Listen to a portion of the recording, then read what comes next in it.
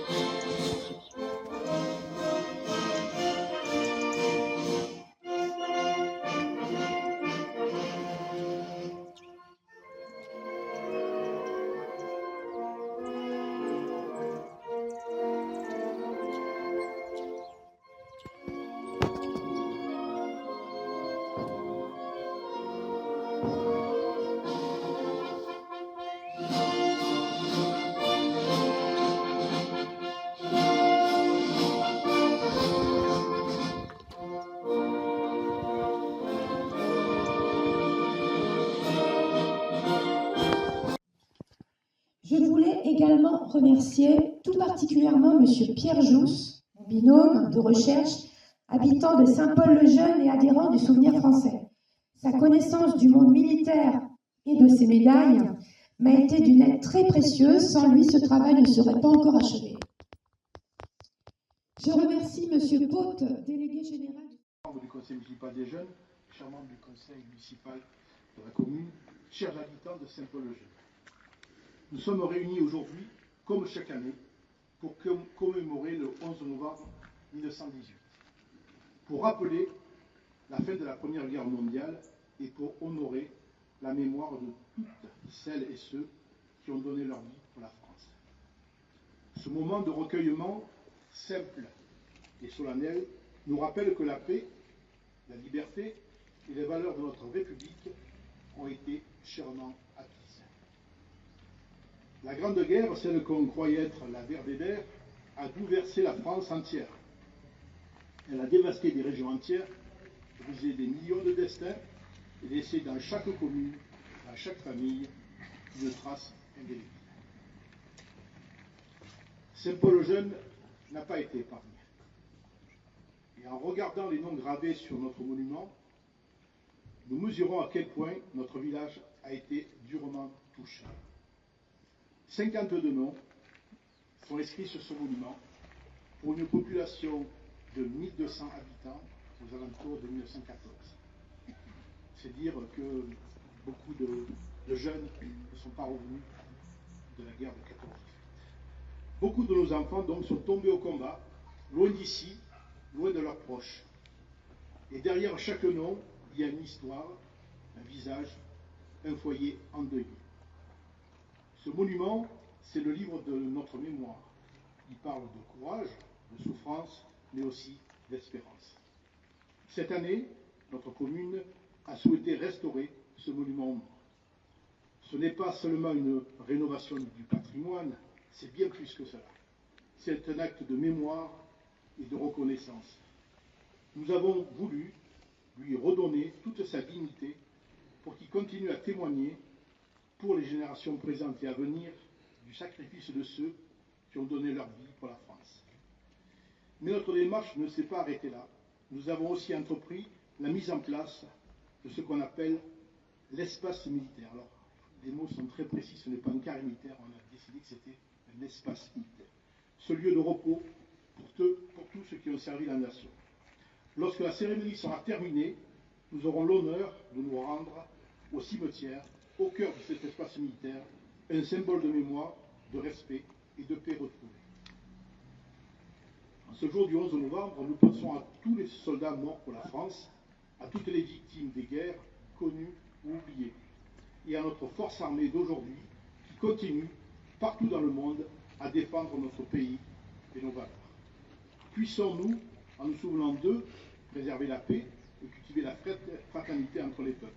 Puissions-nous transmettre à nos enfants le goût de la liberté, le sens du devoir et le respect de la mémoire. À Saint-Paul-le-Jeune, la pierre de notre monument aux morts rénové portera longtemps ses valeurs. Qu'il demeure au cœur de notre commune un lieu de recueillement, de respect et d'unité. Vive la mémoire de nos morts, vive Saint-Paul-le-Jeune, vive la République et vive la France. Je vous remercie.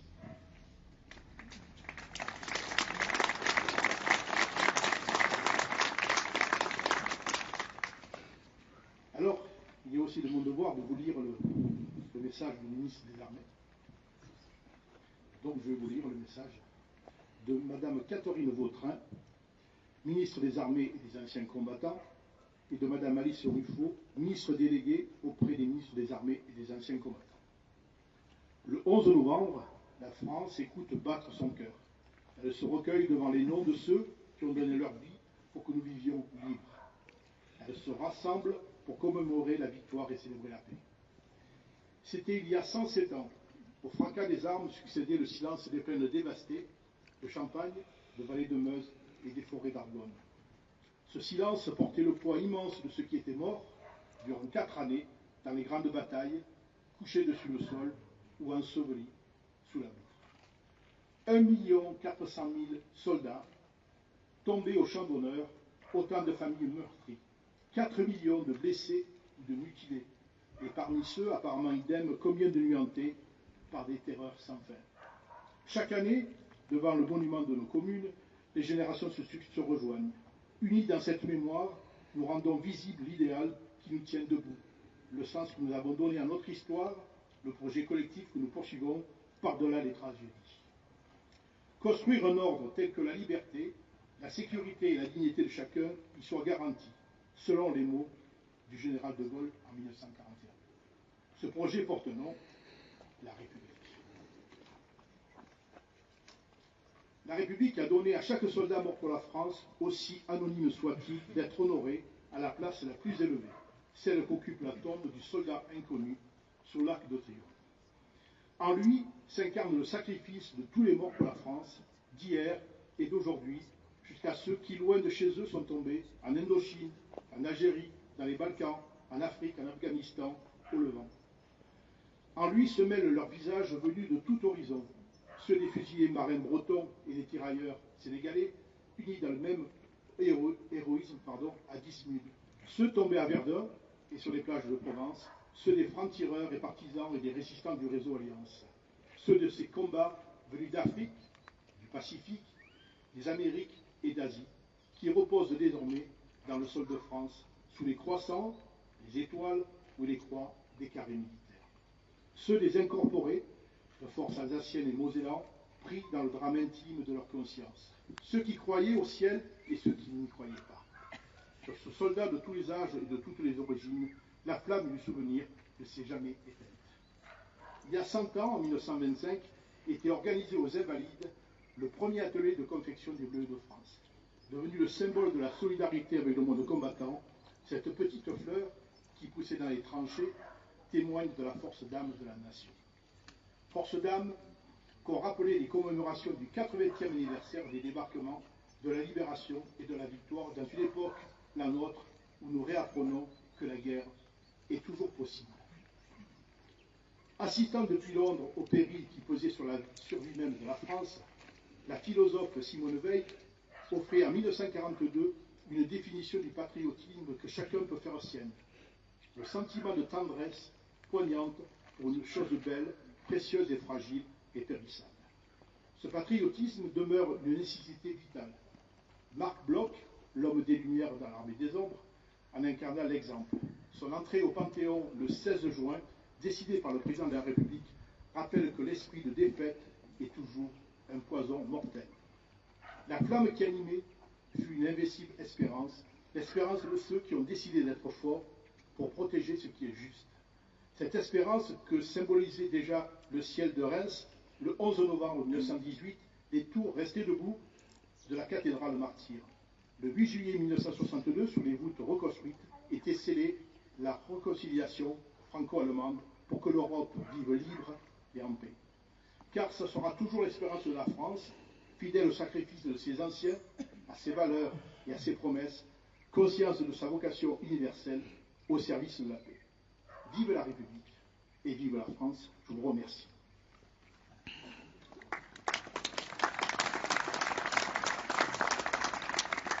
Alors, nous allons déposer, je crois qu'il y a 2 gerbes qu'il faut aller chercher. Je pense que les enfants du conseil municipal pourraient aller les chercher. Elles sont à l'arrière, si vous voulez.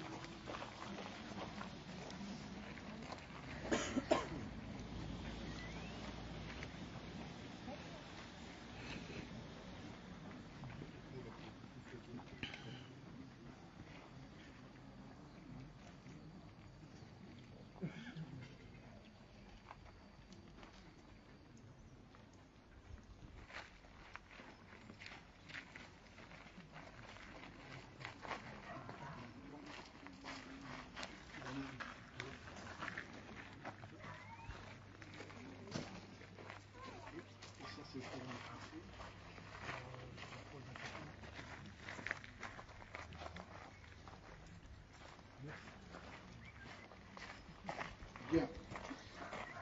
Donc, pour poursuivre la cérémonie, nous allons faire comme chaque année. Donc, nous allons énoncer les morts du civil qui sont inscrits sur le monument aux morts. Donc, je vais donner le micro aux enfants.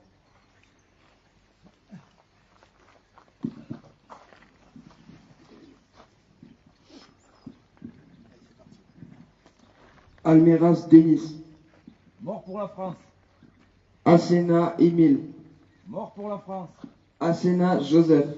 Mort pour la France. Aubert Louis.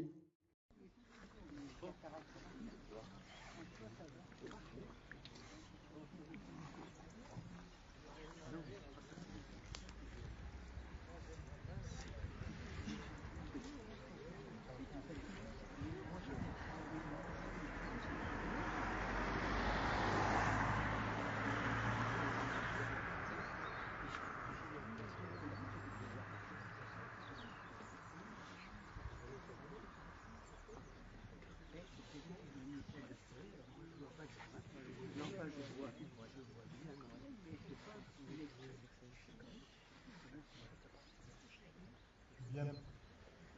Voilà, donc, avant de laisser la parole à Daniel Dominique-Adouet, qui s'est occupé de M. Jousse, de l'espace militaire, on va donc procéder à,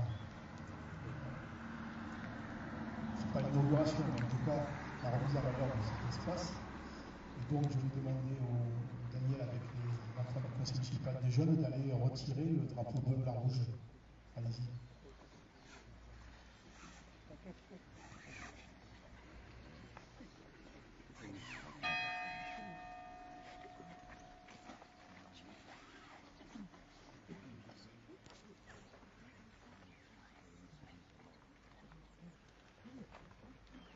Voilà, il faut mettre une fleur sur chaque tombe aussi. Comme ça, je peux vous donner l'eau. Voilà, yes. Voilà. Oui, on peut donner à d'autres enfants pour les mettre sur les tombes. Il en reste un peu, Julien.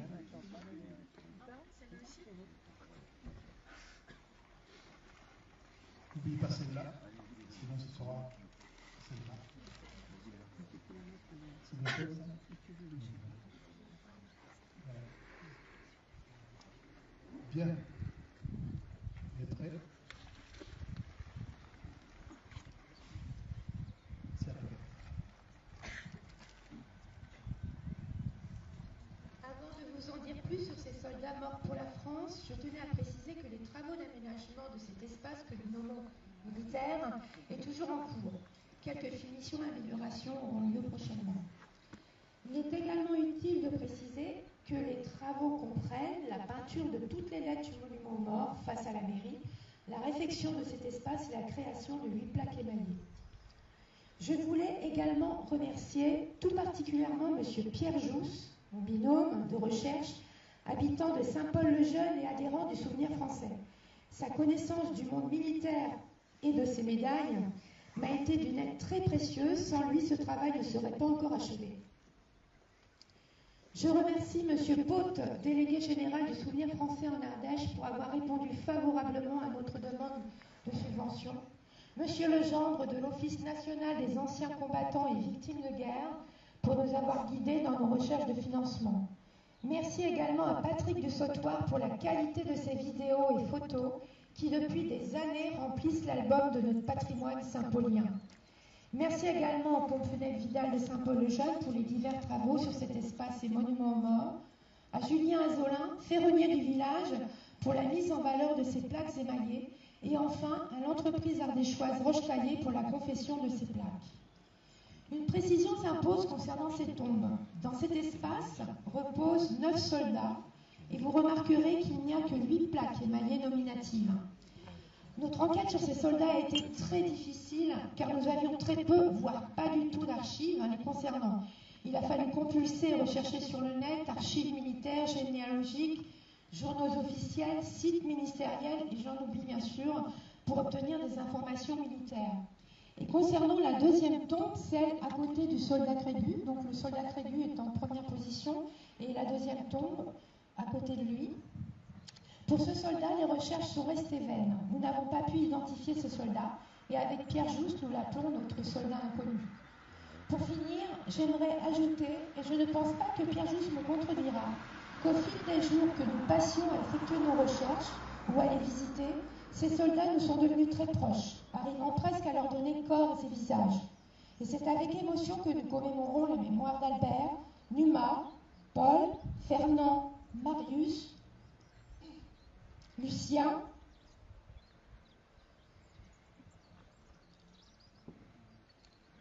Fabien,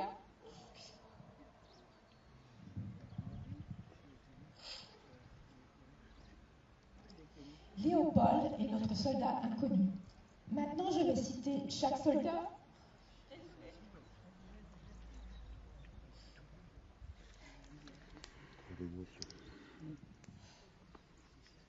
vous apporter quelques renseignements les concernant. Albert Jean Crégu est le seul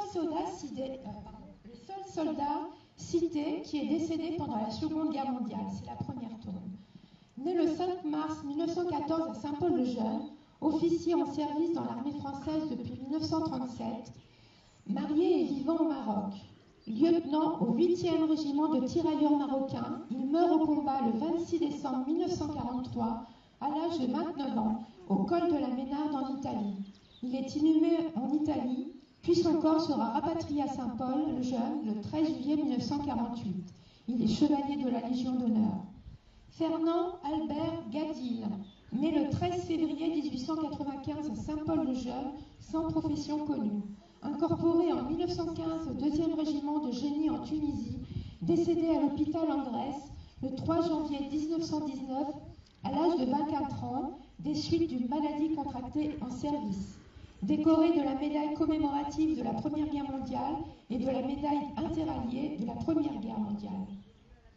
Paul Jules Jaume, né le 9 décembre 1883 à Bâle, profession boulanger, mobilisé le 4 août 1914 dans l'infanterie, puis nommé caporal en 1916 au 203e régiment d'infanterie. Blessé par éclat d'obus le 24 avril 1918 à Mailly en Saône-et-Loire, il décède des suites de ses blessures le 9 mai 1918 à l'hôpital militaire de Tours à l'âge de 35 ans. Décoré de la médaille militaire et de la croix de guerre avec étoile de bronze. Décoré de la médaille commémorative de la Première Guerre mondiale et de la médaille interalliée de la Première Guerre mondiale. Numa Jean-Félix Roux, né le 15 septembre 1873 à Saint-Paul-le-Jeune, profession cultivateur. Brigadier, mobilisé le 6 août 1914 au 15e escadron du train des équipages militaires, il est envoyé en Orient le 30 novembre 1915. Atteint de fièvre typhoïde malarienne, il est rapatrié à l'hôpital maritime de Saint-Mandrier dans le Var. Il y décédera le 26 août 1916 à l'âge de 43 ans. Décoré de la médaille commémorative de la Première Guerre mondiale et de la médaille interalliée de la Première Guerre mondiale. Fabien Élisée Sabatier, né le 28 août 1894 à Saint-Paul-le-Jeune, profession inconnue. Il est incorporé le 6 septembre 1914 dans l'infanterie. Mitrailleur dans les rangs du 75e régiment d'infanterie, il est grièvement blessé par balle à son poste de combat dans une tranchée dans la Meuse le 5 juin 1916. Il décède le 17 juin 1916 à l'hôpital militaire de Bar-le-Duc des suites de ses blessures à l'âge de 22 ans, décoré de la médaille militaire et de la médaille commémorative de la Première Guerre mondiale. Louis Raoul Martial Sabatier, né le 3 septembre 1891 à Saint-Paul-le-Jeune, frère aîné de Fabien Sabatier, nommé précédemment, profession mineur. Il est incorporé en 1912 au titre du service militaire dans l'infanterie. Tué à son poste de combat le 4 juin 1916 dans la Meuse, au lieu-dit Bois-Fumain, à l'âge de 25 ans, alors qu'il servait au 52e régiment d'infanterie. Décoré de la Croix de guerre avec étoile de bronze et de la médaille commémorative de la Première Guerre mondiale. Pour indication, les deux frères Sabatier sont inhumés ensemble dans la même sépulture. Marius César Joseph Barial, né le 22 août 1887 à Bannes, profession boulanger. Service militaire de 1908 à 1910, il est mobilisé le 3 août 1914 au 55e régiment d'infanterie. Blessé par éclat d'obus le 20 août 1917 dans la Somme, il décède le 23 septembre 1917 à l'hôpital militaire d'Amiens des suites de ses blessures à l'âge de 30 ans. Décoré de la Croix de guerre avec étoile de bronze et de la médaille commémorative de la Première Guerre mondiale. Léopold Édouard Élie Picon, né le 28 décembre 1898 à Saint-Paul-le-Jeune, profession charretier. Incorporé le 3 mai 1917 dans l'infanterie, il est blessé par balle le 19 juin 1918 dans les rangs du 71e régiment d'infanterie. Il décède le 29 juillet 1918 des suites de ses blessures à Chantilly dans l'Oise à l'âge de 20 ans. Décoré de la médaille commémorative de la Première Guerre mondiale et de la médaille interalliée de la Première Guerre mondiale.